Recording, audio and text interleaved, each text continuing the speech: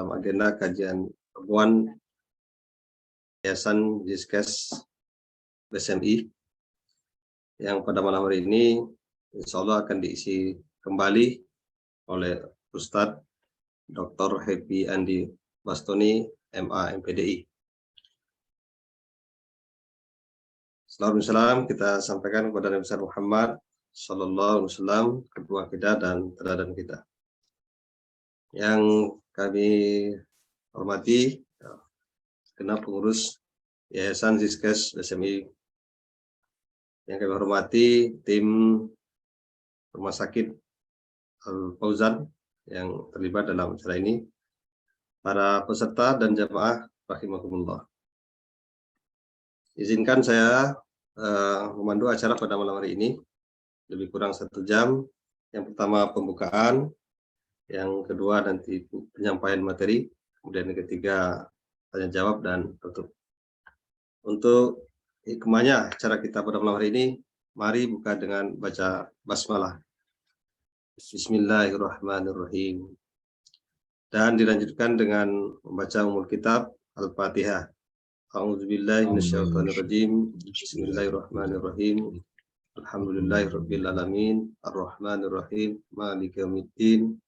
Iyyaka na'budu wa iyyaka nasta'in. Ihdinas siratal mustaqim, siratal ladzina an'amta 'alaihim ghairil maghdubi 'alaihim waladdallin. Amin.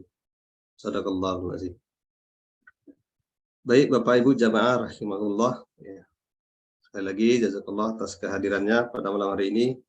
Mudah-mudahan acara kita ini diberkahi Allah SWT dan menjadi sarana bagi kita untuk meningkatkan pemahaman kita kepada agama. Sebagaimana dianjurkan oleh Rasulullah SAW, beliau mengingatkan kepada kita, may yuridillahu bihi khairan yufaqihu fiddin. Barang siapa yang dikehendaki kebaikan, maka akan dipahamkan dalam agama. Mudah-mudahan agenda-agenda kajian rutin kita, khususnya kajian ribuan ini, dalam rangka meningkatkan, menambah wawasan dan pemahaman kita terhadap agama yang kita pahami. Adapun tema pada malam hari ini melanjutkan tema-tema sebelumnya, yaitu tentang Sirah Nabawiyah, bagian tentang perang Uhud, ya. Lebih spesifiknya tentang ayat-ayat yang turun setelah perang Uhud ini. Ya, sebagaimana kita pahami, perang Uhud ini salah satu perang yang fenomenal, ya. Dari sekian banyak perang-perang atau penaklukan-penaklukan yang dilakukan oleh Rasulullah. Kalau kita baca-baca dalam sirah itu, Rasulullah SAW sebanyak 27 kali, bahkan 28 kali, ya, event peperangan yang beliau ikuti. Dan 9 diantaranya beliau langsung berada bersama-sama para sahabat dan yang lainnya. Dan salah satu diantara itu adalah perang Uhud ini. Ya. Baik, untuk tidak mempanjang kalimat, kepada Ustadz Dr. Happy Andi Bastoni, MA MPDI, dipersilakan. Bismillah. Assalamualaikum warahmatullahi taala wabarakatuh. Waalaikumsalam warahmatullahi. Alhamdulillahi rabbil alamin wa bihi nasta'in ala umur dunya waddin. Asyhadu an la ilaha illallah, asyhadu anna Muhammadan abduhu wa rasuluhu la nabiyya ba'dah. Allahumma shalli ala hadzal nabiyil karim wa ala alihi wa sahbihi ajma'in. Rabbi shrah li sadri wa yassir li amri wahlul 'uqdatam min lisani yafqahu qawli. Jamaah sekalian rahimakumullah dimanapun berada, host kita malam hari ini Ustadz El Fizon, ya, Bengkulu, ya. Kemudian yang lainnya Dr. Basuki, kemudian ada Pak Amin Kasantoso, serta yang lainnya. Kita kembali bersyukur pada malam hari ini kembali dipertemukan setelah pekan lalu, ya. Saya ingat Rabu lalu saya masih berada di Osaka kalau tidak salah, ya. Kita laksanakan secara online, beda 2 jam. Saya di sana jam 10, di Indonesia masih jam 8. Alhamdulillah sekarang sudah tiba di Bogor lagi ya. Kemungkinan pekan depan mungkin kita libur dulu kali ya, atau nanti kita lihat kondisi. Kalau memungkinkan kita laksanakan, kalau tidak mungkin libur, mengingat terjadwal kalau nggak salah Rabu depan itu tanggal 23 ya. 23 November, jika sesuai rencana ini sudah berada di sekitar Bandara Soekarno-Hatta ya. Sebab tanggal 24-nya sudah lanjut ya, terbang ke Jeddah, Madinah, Makkah selama 9 hari untuk melaksanakan umroh membersamai Dr. Basuki dan keluarga serta yang lain. Semoga dilancarkan, dimudah ya. Dan doakan yang lain juga segera menyusul dan dimudahkan ke tanah suci. Ya, kalau pada pertemuan lalu kita sudah rampungkan perang Uhud, ya, 2 sesi ya, selesai. Dan karena itu pada malam hari ini kita coba ambil hikmahnya ya, melalui ayat-ayat yang turun ya, atau ayat-ayat yang diturunkan oleh Allah Subhanahu wa taala ya pasca perang Uhud. Dalam kitab sirahnya ya, Ibnu Hisham menyebut paling tidak ada 70 sekian ayat yang turun setelah perang Uhud ini ya, yang terangkum dalam surat Ali Imran ya, dalam surat Ali Imran persisnya ya dari ayat 133 kalau tidak salah ya, ya 137 ya, qad khalat min qablikum sunanun, dari situ ya terus ya sampai 179 ya. Nah, sebagian akan kita bedah pada malam hari ini ya, mengingat begitu erat ayat-ayat tersebut ya, dengan peristiwa perang Uhud. Dan demikianlah Al-Qur'an. Karena itu pada awal-awal kajian ketika membahas tentang urgensi belajar sirat nabawiyah, saya sempat katakan bahwa di antara pentingnya kita belajar sirat nabawiyah ini untuk memudahkan kita memahami Al-Qur'an dan hadis. Ya. Karena Al-Qur'an itu ada asbab nuzulnya, itulah sirah. Ya, jadi asbab nuzul Al-Qur'an, sebab-sebab turunnya Al-Qur'an itu sirah nabawiyah, cerita gitu ya. Dan hadis ada asbab al-wurudnya. Ya, itu juga berhubungan dengan sirah nabawiyah. Jadi semakin luas pemahaman sirah nabawiyah kita, maka kita akan semakin mudah memahami Al-Qur'an. Ya, karena ada hubungan ya, termasuk ayat-ayat yang akan kita bahas pada kesempatan ya. Oke, baik. Saya coba share screen. Oke ya, kita mulai dari sini ya. Telaah ayat-ayat yang Quran setelah, atau telaah ayat Al-Quran yang turun setelah perang. Ya, kita mulai dari sini ya. Walaupun para ulama berbeda pendapat tentang status kaum muslimin dalam perang Uhud ini, menang atau kalah. Ini dulu ya. Ketika saya menulis buku belajar dari perang Uhud ya, belajar dari perang Uhud yang covernya bisa dilihat saya pegang di pojok ini ya. Ini judul aslinya belajar dari perang Uhud ya. Kemudian diubah dikit, mengubah kekalahan menjadi kemenangan. Ketika pada tahun 2004 dibedah gitu ya, buku ini di Masjid Raya Bogor, saya ingat banget yang membedah waktu itu almarhum Ustadz Untung Mohono, orang Bogor ya. Judul buku saya waktu itu Strategi Menghadapi Kekalahan. Jadi belajar dari perang Uhud, judul kecilnya Strategi Menghadapi Kekalahan. Kata beliau kurang tepat kalau menyebut kaum muslimin itu kalah dalam perang Uhud. Kaum muslimin nggak kalah dalam perang Uhud, gitu kan? Nah ini kemudian beliau jelaskan. Karena pada akhirnya yang meninggalkan medan peperangan itu bukan kaum muslimin. Kaum muslimin stay 3 hari di situ. Dalam kaidah perang, siapa yang meninggalkan lokasi lebih dulu, dia yang kalah. Kaum muslimin stay di situ tetap. Bahkan kalau Allah boleh disinggung, ada sebuah peristiwa kecil setelah ini, yaitu perang Hamra'ul Asad. Mungkin pada pertemuan berikutnya kita akan bahas peristiwa-peristiwa yang terjadi setelah perang Uhud. Itu adalah perang Hamra'ul Asad. Rasulullah membentuk pasukan dipimpin oleh Ali bin Abi Thalib untuk memburu mencari kafir Quraisy yang sudah meninggalkan lokasi lebih dulu. Karena itu kata Ustadz Untung Wohono, kaum muslimin nggak kalah katanya dalam perang Uhud ini ya. Nah, saya menelaah ulang ya, melihat pendapat para ulama. Lalu kemudian saya simpulkan bahwa perang Uhud ini terdiri dari 3 babak. Babak pertama kaum muslimin menang. Ya, menang telak ya. Babak kedua kaum muslimin babak belur sampai ada 70 yang syahid gitu ya, termasuk Hamzah, Mus'ab bin Umair semuanya. Itu mau tidak mau itu kalah 70 ya. Nah, yang ketiga, babak ketiga kaum muslimin menang. Maka buku saya judulnya ya, mengubah kekalahan tadi itu menjadi kemenangan. Nah, ya. Artinya apa? Mau tidak mau ya kita akui pada perang Uhud itu ada babak kalahnya. Wah, walaupun pada akhirnya Nabi bisa, nah ini akan kita bedah bagaimana Nabi yang mengubah kekalahan itu menjadi kemenangan. Ini tema utama kita pada malam hari ini ya.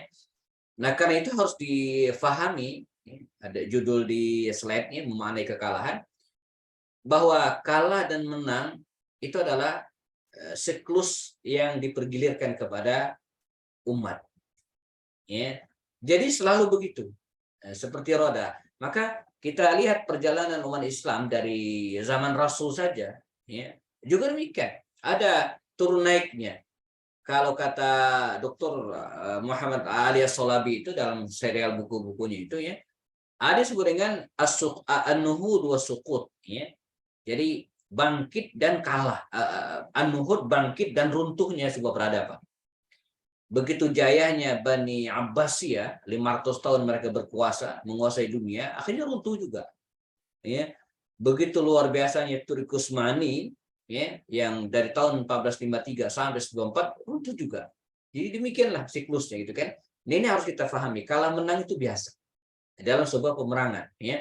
Maka andai pun Nabi kalah dalam peperangan itu biasa. Karena demikianlah, maka nanti ada ayat tilkal ayyamu dawiluha bainan nas, nanti kita akan bahas. Dalam perjuangan itu ya fokusnya bukan menang dan kalah, bukan menang atau kalah. Tapi di mana kita berpihak ketika pertarungan itu terjadi. Ini ya. Jadi dalam sebuah peperangan, fokusnya bukan kalah dan menang saja, tapi di mana kita berpijak. Buat apa menang?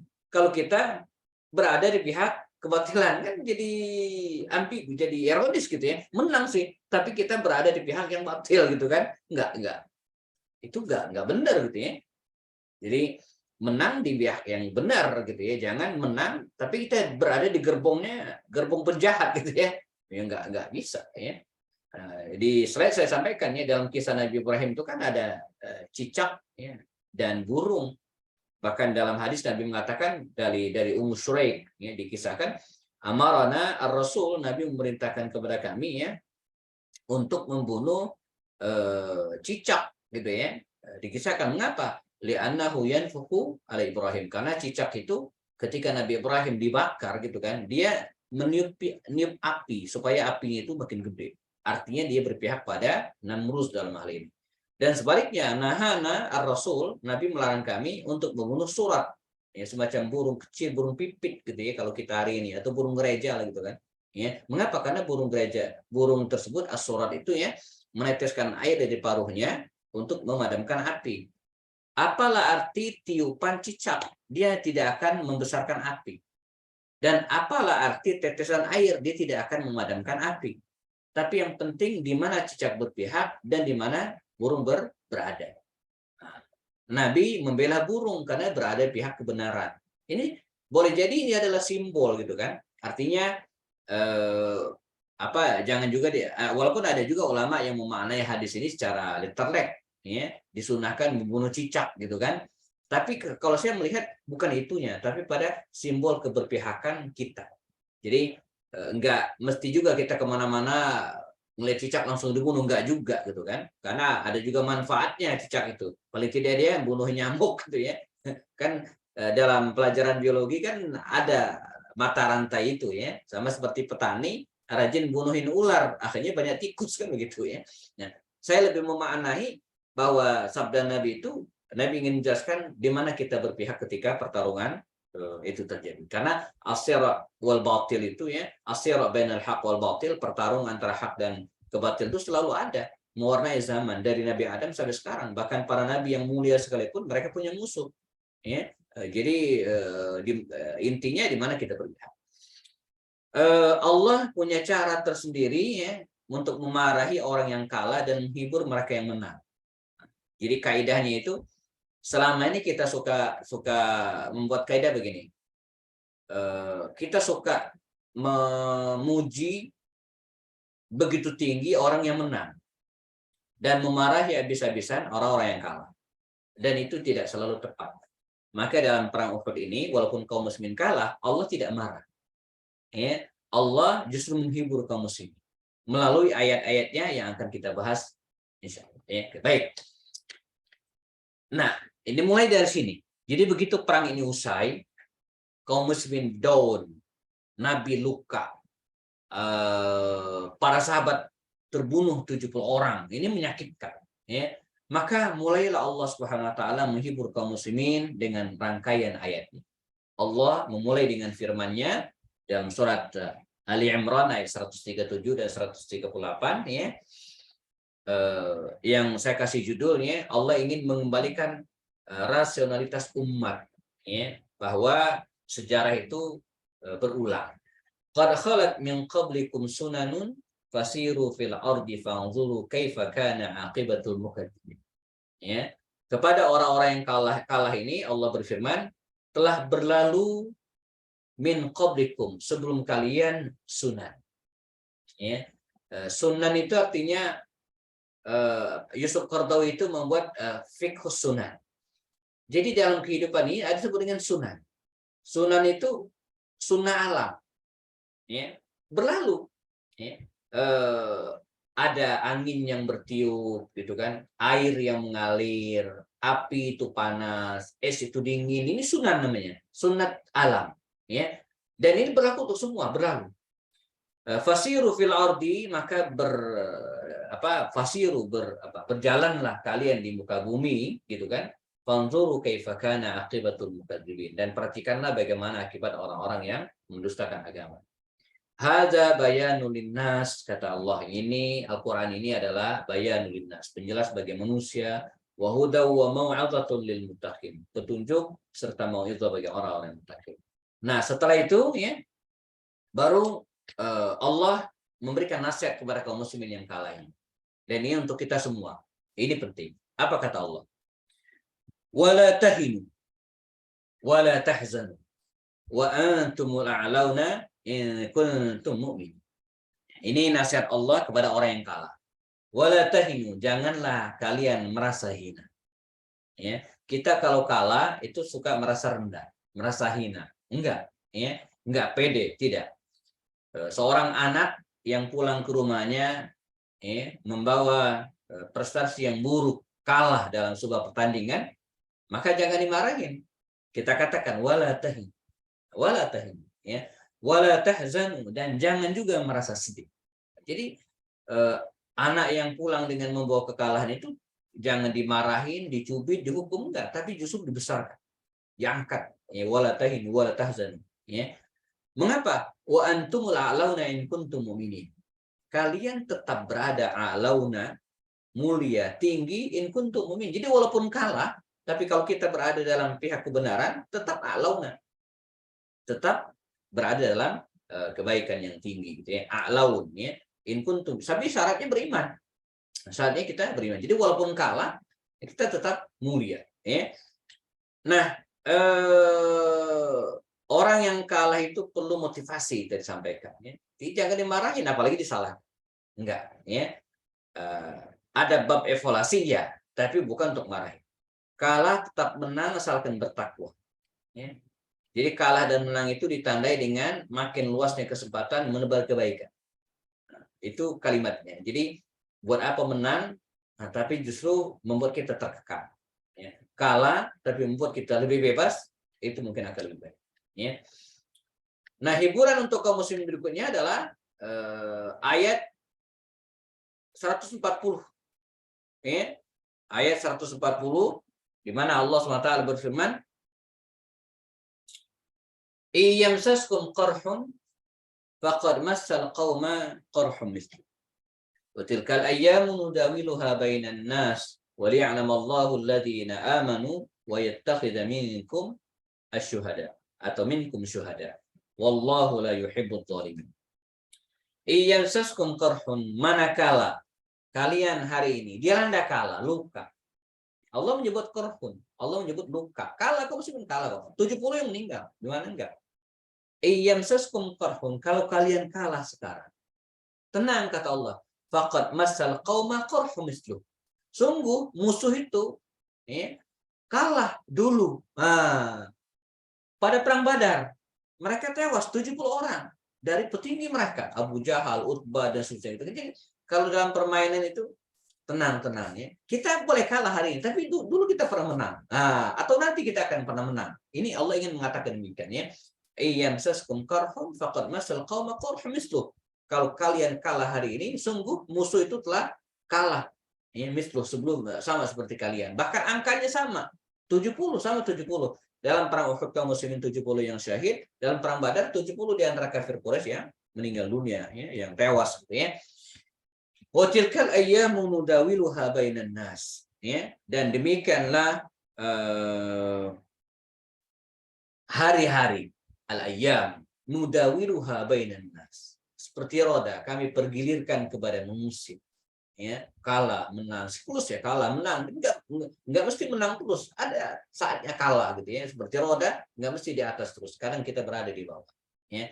Nah, tujuan kekalahan itu apa ya? Tujuan Allah mempergilirkan kekalahan kepada umat Islam itu untuk apa ya? Pertama, waliya'lamallahu alladziina amanu ya, agar Allah tahu siapa saja orang yang beriman.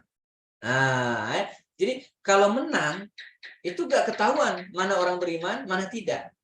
Apalagi jadi kalau menang itu kadang kita tidak bisa bedain mana teman sejati dan mana yang munafik. Semuanya mendekat kalau kita menang. Tapi kalau kalah, maka di situ kita akan tahu mana orang-orang yang betul-betul berjuang bersama kita dan tidak. Ya, karena orang-orang munafik ketika kalah mereka akan menjauh. Tapi sebaliknya, teman yang sejati ketika kalah dia akan datang. Makanya Ali bin Abi Thalib itu mengatakan ya, kalau kalian pengen tahu ya, siapa teman yang sebenarnya, maka bisa dilihat ketika kita dalam keadaan kalah. Ketika kita dalam keadaan terpuruk, dalam kehidupan sehari-hari, ketika kita menjadi pejabat, uang banyak, itu seorang mendekat. Ya, semua orang ngaku saudara, semua orang ngaku pernah sekolah sama kita gitu ya, karena kita dalam keadaan jaya. Tapi sebaliknya, ketika dalam keadaan terpuruk, ya, saudara sendiri pun kadang menyingkir gitu ya, nggak mau dekat. Karena itu Allah mengatakan kekalahan itu untuk apa? Liya'lamallahu alladziina amanu. Untuk mengetahui siapa yang sebenarnya beriman. Maka dalam perang Uhud ini, setelah perang Uhud ini ya betul-betul ketahuan orang-orang munafik itu. Kelihatan mana yang setia dengan Rasulullah dan mana yang tidak. Yang kedua adalah wa yattakhidha minkum syuhada. Ya. Dengan cara kalah inilah Allah mengambil di antara mereka itu para syuhada. Maka adalah Mus'ab bin Umair, adalah Hamzah bin Abdul Muttalib, adalah Abdullah bin Jahash, Amr bin Jamuh, dan 60 sekian para sahabat Nabi yang lainnya. Dengan kekalahan ya Allah mengambil mereka sebagai syuhada. Wallahu la yuhibbul zalimin. Nah, kekalahan juga ya fungsinya untuk apa? Wal yumahhisallahu alladziina amanu wa yamhaqal kafirin. Jadi kekalahan itu fungsinya untuk liyumahhisallahu alladziina amanu, untuk memilih, memisahkan. Kalimat yumahhis ini berasal dari kata mahhasa yumahhasu tamhis. At-tamhisu ya, makna tamhis itu artinya memproses. Ya. Ilustrasinya begini, kalau di kampung saya dulu Pak Dr. Basuki ya, kalau Bapak di tengah kebun padi, kebun kopi, itu biasanya suka ada tebu ya. Nah, untuk memisahkan antara ampas tebu dengan saripati yang manis itu harus digencet. Ada alatnya itu ya, digencet. Itu zaman dulu gitu ya. Nah, proses memisahkan ampas tebu dan manisnya ini, sari manisnya, ini disebut dengan at-tamhis. Ya, jadi orang beriman itu ditamhis, gitu kan? Jadi diuji, diperas gitu kan untuk mengetahui mana yang betul-betul ya saripati manisnya dan mana yang ampasnya. Di situ akan ketahuan. Ya, wayam hakal kafirin, dan menghinakan orang-orang kafir. Jadi kekalahan itu menghinakan orang kafir dan menjadi at-tamhis bagi orang-orang. Ya. Nah, banyak di antara kaum muslimin yang tidak bisa memahami kekalahan tersebut. Ya. Bahkan di antara mereka ada yang mengatakan, kok bisa?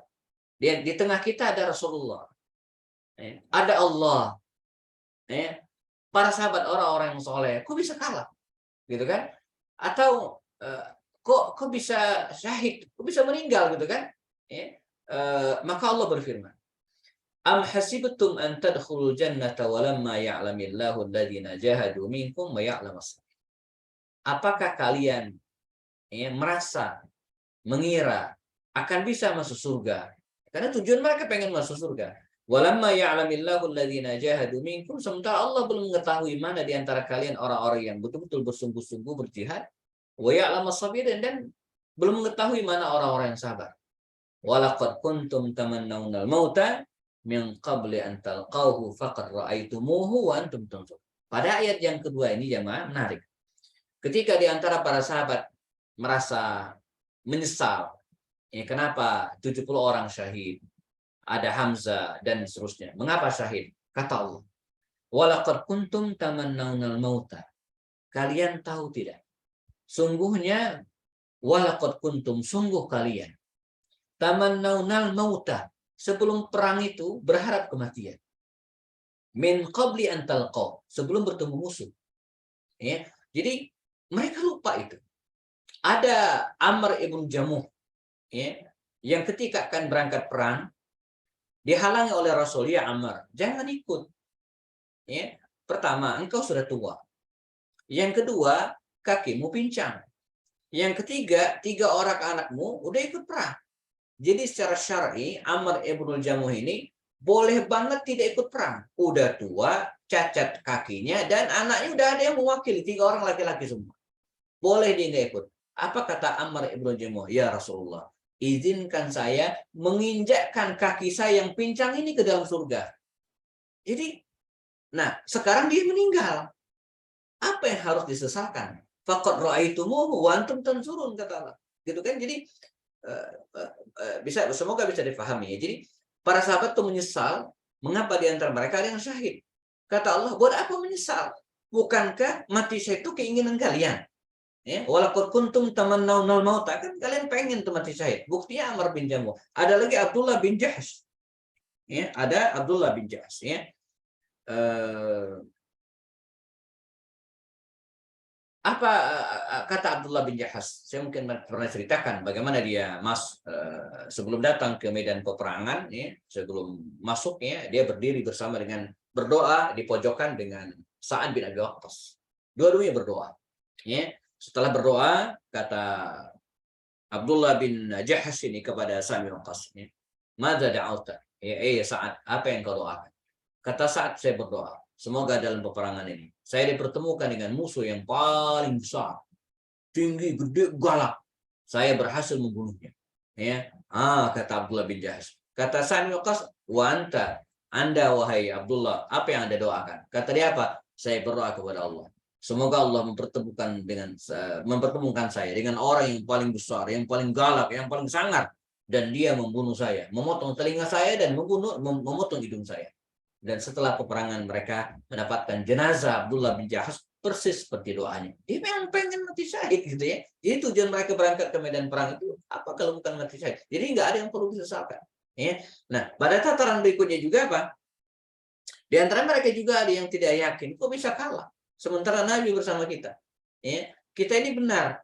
Ya. Orang benar itu masa kalah? Ya. Kalau dalam politik kemarin barangkali wallahualam ya, mungkin ada juga di antara kita yang kok bisa kalah. Ya, para ustadz bersama kita gitu kira-kira ya. Kalau dalam pemilu pilpresnya ini didukung, doain, pegangin dadanya, kok bisa kalah gitu kan. Para sahabat lebih ekstrim lagi. Lebih ekstrim lagi. Kok bisa kalah? Kita kan orang beriman, rajin sholat, berjamaah, ada Rasul di tengah kita. Ini yang paling penting. Nabi di tengah kita kok bisa kalah? Nabi kan berada di pihak kita. Maka turunlah ayat yang berikutnya. Apa kata Allah? Wa ma Muhammadun illa rasul qad khalat min qablihi rusul. Ya.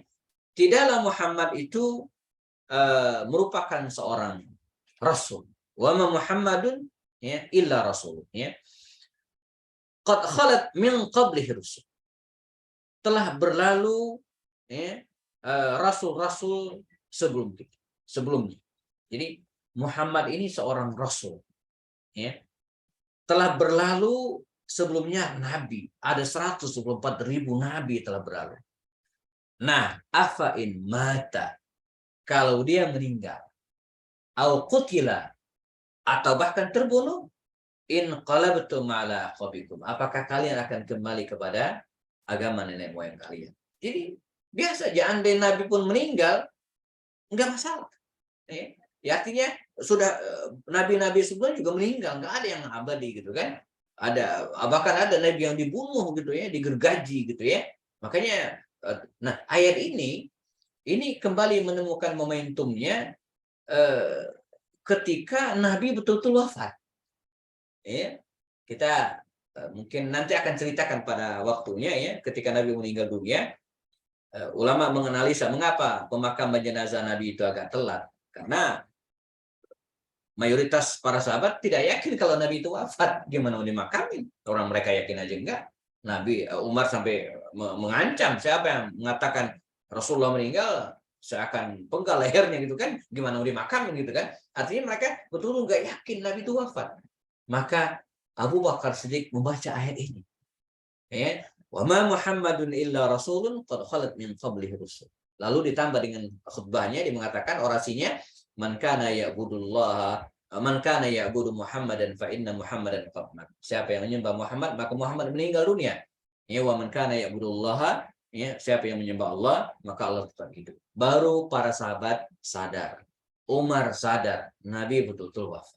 Nah, jadi ayat ini ya turun pasca Uhud, tapi menemukan momentumnya lagi pada saat Rasulullah betul-betul meninggal dunia. Ya. Islam melarang umatnya untuk mengkultuskan individu tertentu.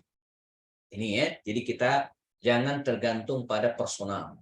Ya, baik dalam berjamaah juga saya kira harus demikian. Ya, jadi kultus enggak, memuliakan iya, menghormati iya, tapi mengkultuskan tidak.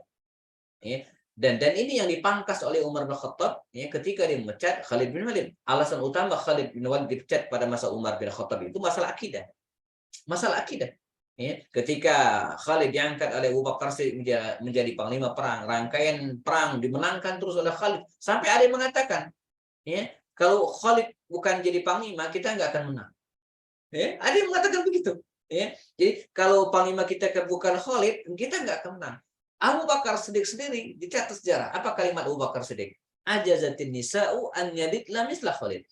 Sungguh nggak ada lagi wanita yang bisa melahirkan sosok seperti Khalid. Ini stok habis terakhir. Gitu kira-kira gitu kan. Wah, ini bahaya kata Umar, dipecat.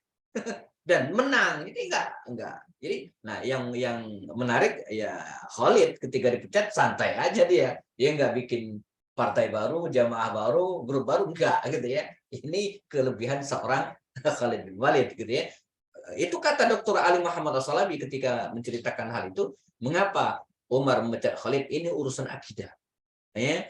Jangan sampai ada mengatakan kita tidak bisa menang kalau tidak Khalid. Enggak, yang memenangkan kita adalah Allah, bukan Khalid. Dan betul, dipecat, kaum muslimin tetap menang. Nah, Nabi juga demikian ya. Baik.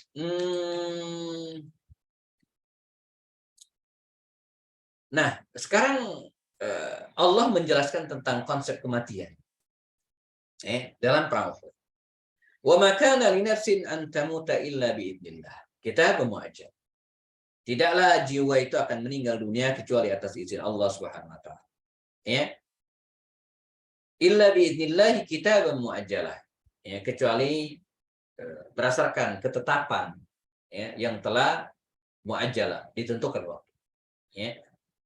Jadi kalau apa namanya kaidah perang itu ya peluru itu udah ada alamatnya begitu kira-kira ya. Jadi peluru udah ada alamatnya. Maka orang sekaliber Khalid bin Walid yang telah syahid tuh ya mi'ata zahfin katanya kan, saya apa namanya telah menyaksikan ratusan perang. Ya. Saya bukain pintu sebentar.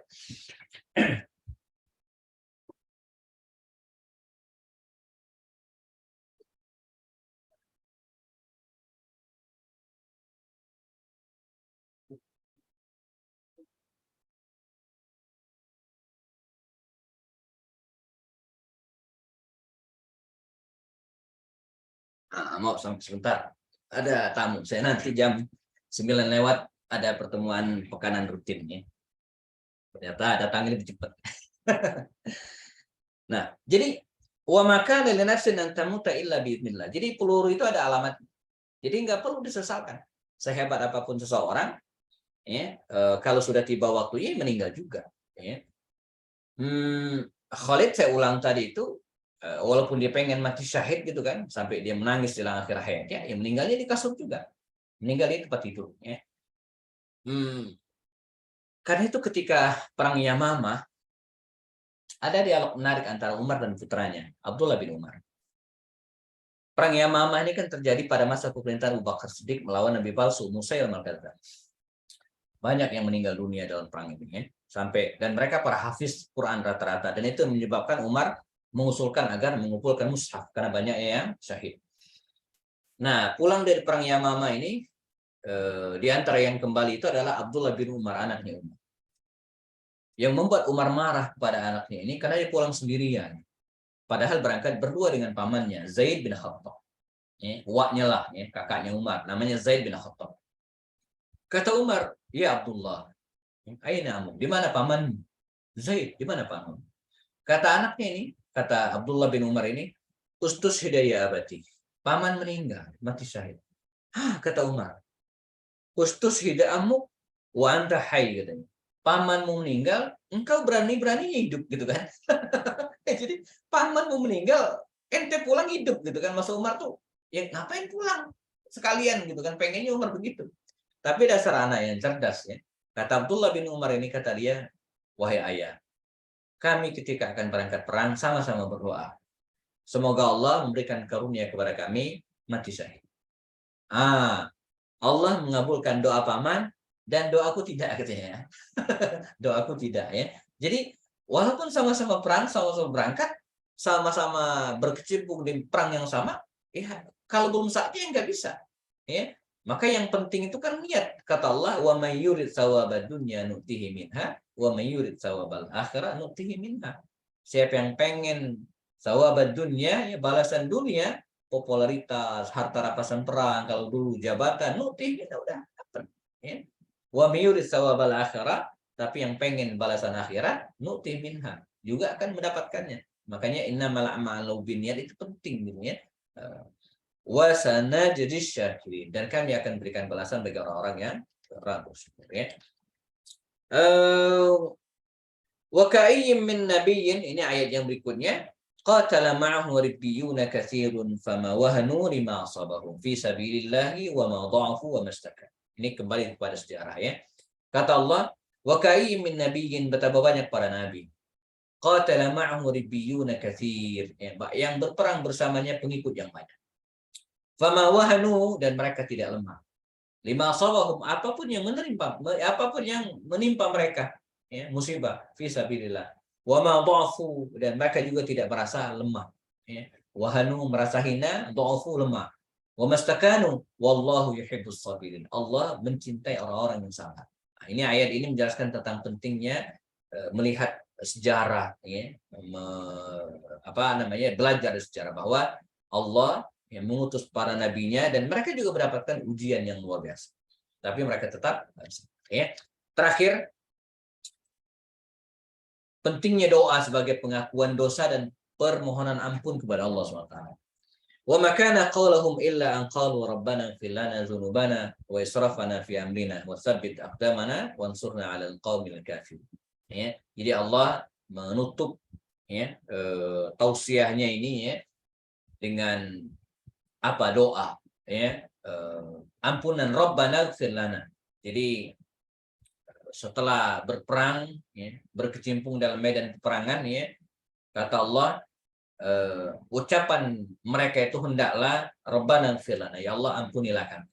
Karena dalam medan peperangan itu kadang tidak bisa mengendalikan nafsu. Ya. Bisa jadi niatnya salah. Ya. Makanya Ali bin Abi Thalib itu ketika berperang melawan Amr bin Abdul Wud, ya, nanti kita akan ceritakan dalam perang Khandaq. Ya. Ketika musuh sudah nempelin, Ali sudah nempelin pedangnya di leher musuh. Tapi musuhnya malah ngeludahin dia, tapi Ali narik lagi pedangnya. Tidak jadi dibunuh. Khawatir kalau dibunuh, niatnya salah. Ya, niatnya karena dia ngeludahin, bukan karena Allah membunuh.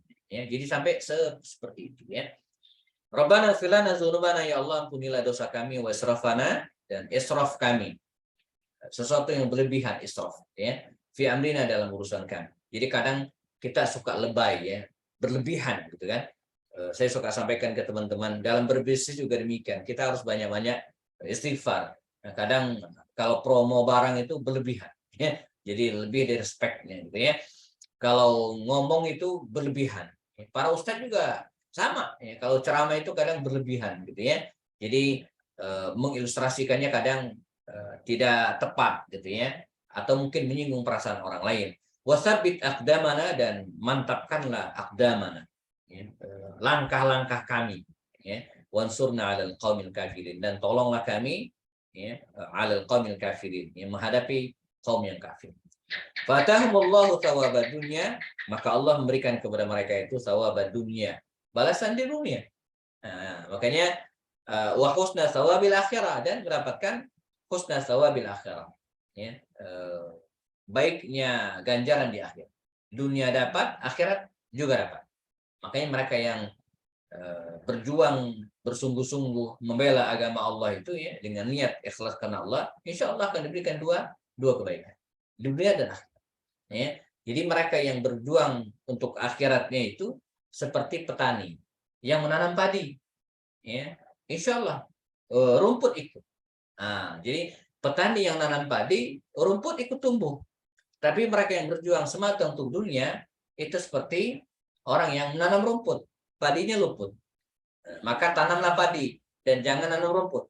Nanam padi, rumput tumbuh. Tapi nanam rumput nggak ada padi. Jadi akhirat. Ya. Wallahu yuhibbul muhsinin. Dan Allah mencintai orang-orang yang suka berbuat ihsan. Ya, kalimat ihsan ini bukan hanya baik, tapi yang terbaik, lebih baik. Ahsana yuhsin ihsan. Bukan hasan, tapi muhsin. Dan muhsin ini sifat para nabi. Ya, muhsin ini adalah orang-orang yang melakukan perbuatan yang terbaik, merasa bahwa dia melihat Allah, walaupun dia tidak bisa melihat Allah, tapi Allah melihat dirinya. Ya, anta'budallaha ka'annaka tara, fa illam takun tarahu fa innahu yara. Ya, berbuatlah, berjihadlah, bersungguh-sungguhlah seolah-olah engkau melihat Allah. Fa illam takun tara, kalau engkau tidak melihat Allah, maka Allah melihat. Ya. Nah, ini sekian rangkaian ayat yang turun setelah perang Uhud, jamaah rahimakumullah, ya, di mana Allah SWT memberikan taujih ilahi, ya, memberikan motivasi kepada Rasulullah dan para sahabat, sehingga luar biasa dalam kurun waktu yang sebentar mereka sudah bangkit lagi dan siap, ya, move on kalau bahasa hari ini, ya. Jadi tidak terlena dengan kekalahan-kekalahan, tapi terus bergerak. Ya. Setelah ini nanti kita akan bahas beberapa peristiwa yang terjadi setelah perang Uhud. Ya. Di antaranya pengkhianatan Yahudi Bani Nadir dan beberapa kabilah yang berada di Mekah dan di Madinah dan sekitarnya. Karena tewasnya 70 syuhada dalam perang ini mau tidak mau sempat mengguncang kaum muslimin. Jadi kabilah-kabilah yang tadinya merasa ngeper dengan kemenangan kaum muslimin dalam perang Badar, nah sekarang mereka sepertinya mendapatkan peluang gitu kan untuk memerangi Rasulullah SAW. Nanti kisah-kisah ini kita akan bahas pada pertemuan berikutnya. Baik, Kita cukupkan, kita sisakan waktu untuk diskusi. Ada waktu 10 sampai 15 menit barangkali ya, sebelum jam 9. Saya serahkan kembali ke Bang Elpizon ya untuk memandu acara berikutnya. Demikian, Assalamualaikum warahmatullahi wabarakatuh. Waalaikumsalam Waalaikumsalam warahmatullahi wabarakatuh. Jazakallah sekron Ustaz Dr. Effendi Bastoni yang sudah menguraikan tentang ayat-ayat yang turun setelah perang Uhud ya. Dan lebih spesifik tadi disebutkan dalam surat Ali Imran ayat 137 sampai 148 ya. Kita bisa mendapatkan banyak uraian-uraian yang tentu ini banyak hikmahnya dari keseluruhan apa yang disampaikan. Untuk melengkapi acara kita dan lebih memahami lebih lanjut, silakan kepada para peserta, para jemaah pengajian sekalian untuk menyampaikan hal-hal yang perlu ditanyakan lebih lanjut. Silakan. Bisa langsung atau raise hand, silakan. Monggo. Monggo, ya, silakan.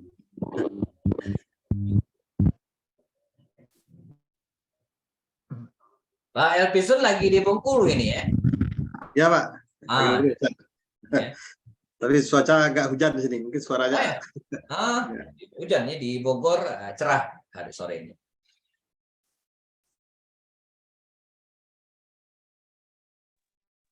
Silakan Pak Amin ya yang sudah.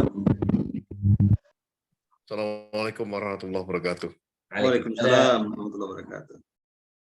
Diskusi aja Ustadz. Jadi ternyata Allah itu kepada kaum muslimin sudah memberikan suatu garansi ya Ustadz ya.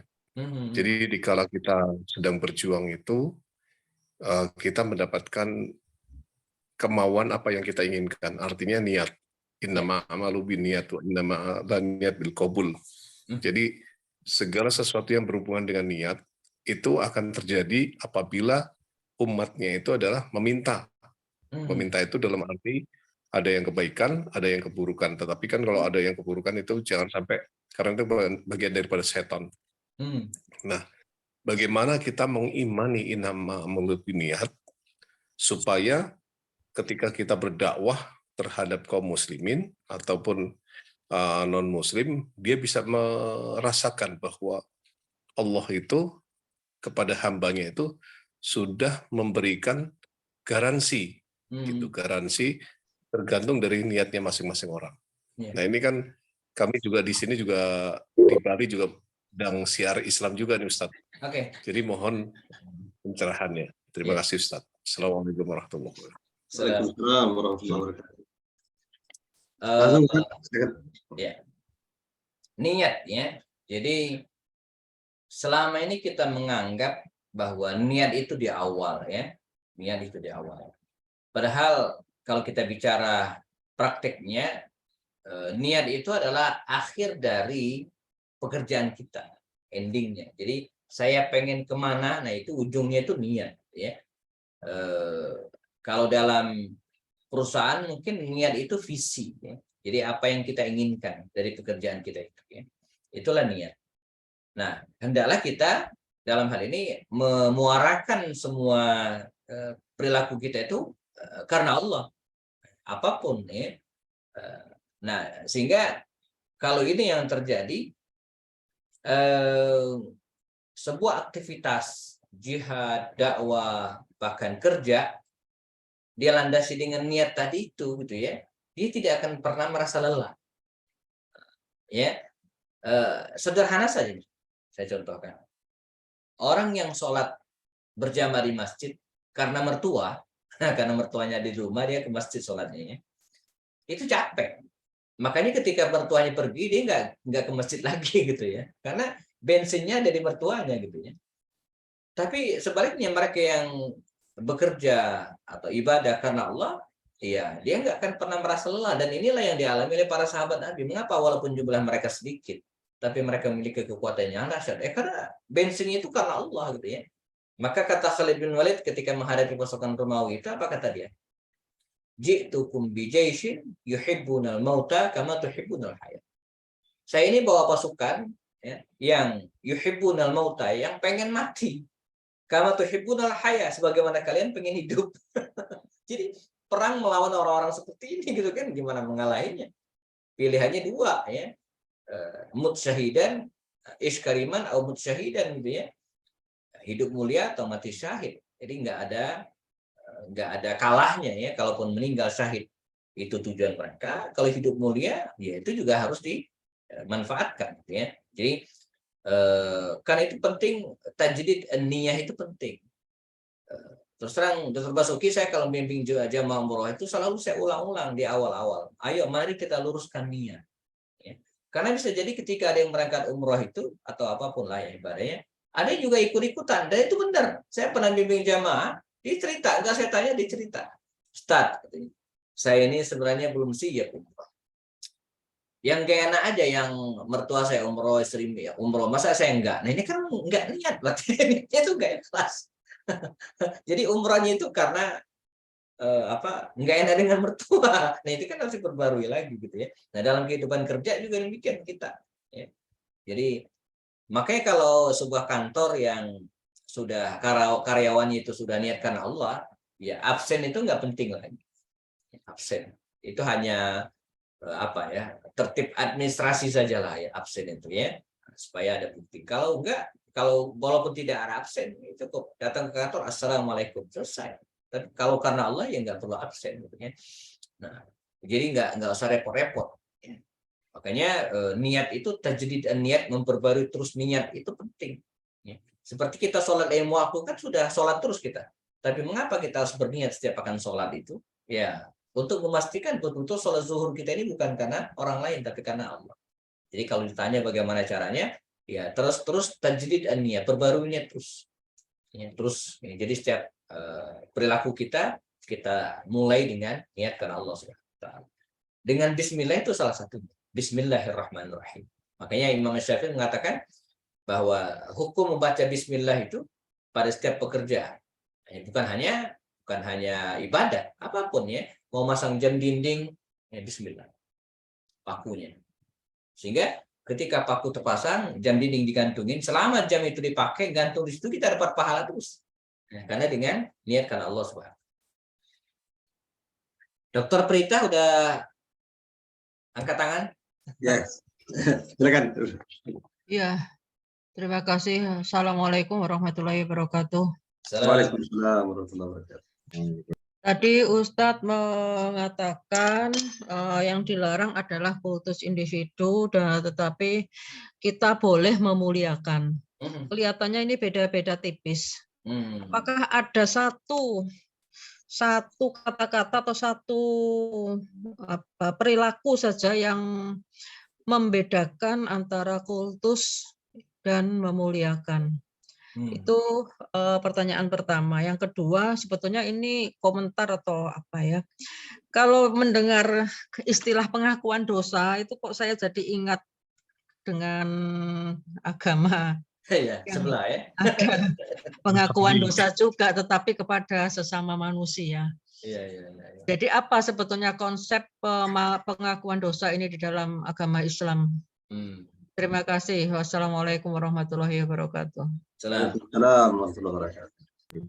Ya, antara menghormati, memuliakan ya dengan mengkultuskan gitu ya. Jadi kita dianjurkan memuliakan, menghormati para ulama, para ustadz, para kiai, dan apalagi para nabi Rasulullah ya. Bahkan kalau kita lihat para sahabat, bagaimana mereka memuliakan Rasulullah itu luar biasa. Anas bin Malik itu tidak pengen satu sholat pun ya orang lain yang mengambilkan air wudhu untuk Rasulullah. Dia pengen terus. Dia kalau salaman dengan Rasulullah itu, tangan Rasulullah itu seperti ini, kemudian dicium, diusapkan ke tubuhnya gitu kan. Tabarrukan di Rasul ya. Ummu Sulaim juga demikian. Ketika Nabi istirahat di rumahnya, ya keringat Nabi itu diambil ya, untuk mencampurkan dengan minyak wanginya gitu ya. Khalid bin Walid itu kalau perang kemana-mana bawa rambut Rasulullah di tameng kepalanya gitu kan. tabarrukan li Rasul. Artinya bagaimana mereka memuliakan Nabi yang begitu luar biasa. Ya. Memuliakan boleh. Ya. Nah, lalu apa bedanya dengan mengkultuskan? Ya?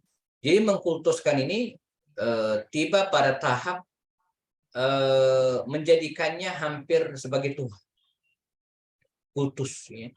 Tidak salah, nggak pernah salah gitu kan sama sekali gitu ya. Apa ya? Mungkin mirip sebagaimana orang-orang Nasrani mengkultuskan Isa.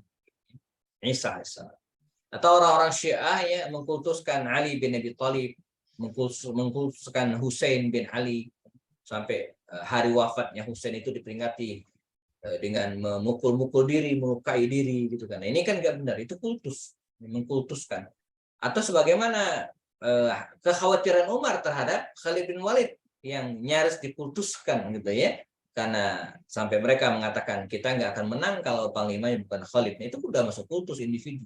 Nah, itu yang nggak boleh, dilarang ya. Tapi memuliakan, yes. Para sahabat juga saling memuliakan. Khalid itu kalau ketemu dengan Abu Ubaidah bin Jarrah selalu mencium kening, dicium kening Abu Ubaidah. Ya. Ini penghormatan. Ya. Para sahabat juga saling menghormat. Ya. Khalid, Abu Umar bin Khattab itu ya. Dia tidak pernah ketemu dua cucu Rasulullah, Hasan dan Husain, kecuali memeluk keduanya. Ya, alasannya karena saya ingin mencium raihat Rasul, ya, wanginya Rasul. Ya, nah, ini satu. Kemudian yang kedua tentang apa tadi kok saya lupa? Pengakuan dosa. Pengakuan dosa. Al-i'tiraf ya. Ya, ini kalau kita belajar tasawuf gitu kan, di antara tingkatan-tingkatan dalam mengevaluasi diri, tazkiyatun nafs istilahnya itu kan, ada sebenarnya al-i'tiraf, ya. Mengakui kesalahan kita, ya. Ini dengan al-i'tiraf. Entah siapa yang mengubah syairnya gitu kan, tapi dulu di pesantren dulu, di masjid-masjid kita dulu suka disenandungkan tuh syairnya. Katanya si Abu Nawas yang bikin, tapi wallahu alam siapa ya. Tapi kalimatnya bagus. Ilahi lastunil firdausi ahla wala aqwa ala naril jahim. Itu judulnya i'tiraf, pengakuan kesalahan dosa ya. Boleh banget kita mengakui dosa kita, kesalahan kita ya, baik kepada sesama manusia gitu kan, mohon maaf saya dosa begini-begini, atau apalagi kepada Allah SWT. Ini i'tiraf. Jadi boleh-boleh saja, bahkan ini tingkatan awal dalam proses tazkiyatun nafs. Ya, nanti di tingkatan berikutnya disebut dengan muaqabah, ya, menghukum diri. Ada juga tuh. Ya, Abu Talha Al-Ansari itu ya ketika dia sedang membersihkan tamannya, kebunnya dengan gemericik airnya serta kicau burungnya, gara-gara itu dia telat sholat berjamaah. Akhirnya dia melakukan muaqabah, diinfakkan tuh kebun gitu ya, dikasih ke orang, diwakafkan gitu ya. Itu namanya muaqabah. Mengiqab diri, memberikan sanksi terhadap diri. Para ulama dulu ketika lewat sholat malam, ya, mereka bersedekah pada siang hari. Ya, mengiqab diri karena tadi malam bablas sholat tahajud gitu kan, maka mereka membalas dengan infak berlebih pada siang. Saya kira begitu. Ya, jazakallah khair.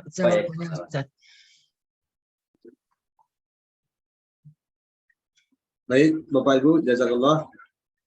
Mengingat waktu sudah menunjukkan jam 9 ya, karena Ustaz ada acara lebih lanjut ya, tadi sudah disampaikan.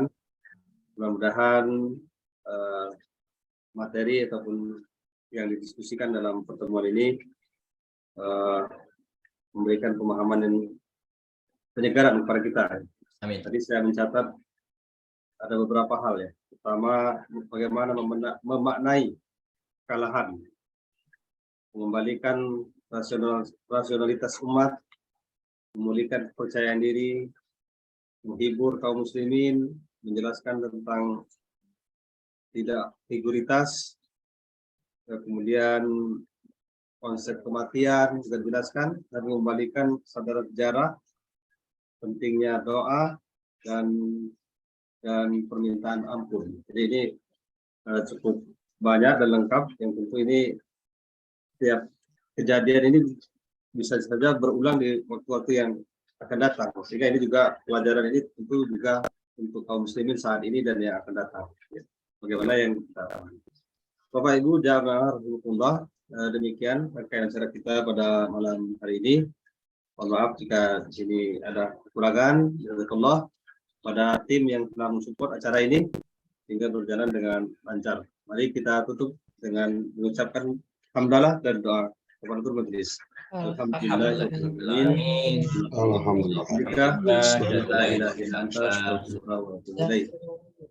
Saya sebagai acara, maaf, Assalamualaikum warahmatullahi wabarakatuh. Assalamualaikum Warahmatullahi wabarakatuh. Terima kasih Ustadz. Sama-sama, kami